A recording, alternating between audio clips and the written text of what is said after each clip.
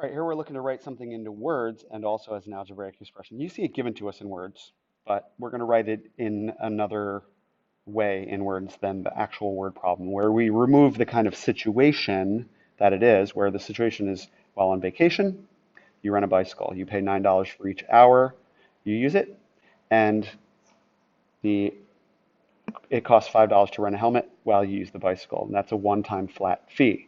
So as you can see on all of these, that one-time flat fee is an additional amount that doesn't get multiplied by anything because you don't pay it multiple times, you only pay it once. But what you do pay multiple times is the hourly rate. You pay it for each hour. Okay? So we're going to write it in words, and we will say something to the effect of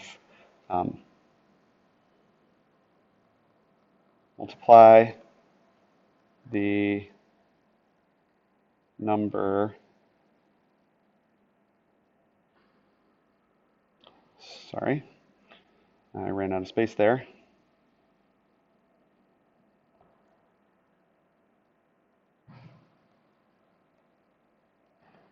of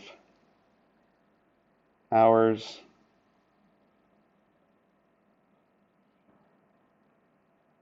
by 9,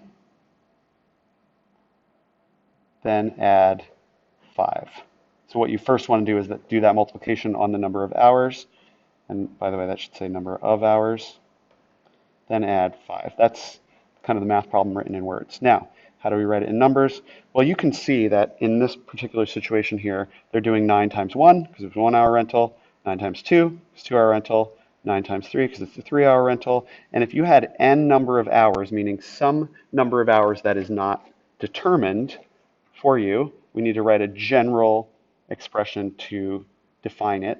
And you would say 9 times, well, instead of 9 times 1, or 9 times 2, or 9 times 3, it's 9 times n. And we write that as 9n. Okay?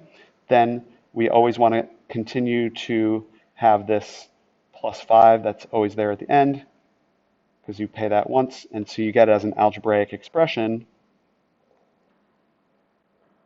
9n plus 5, where n is the number of hours that you've rented the bike. That's it.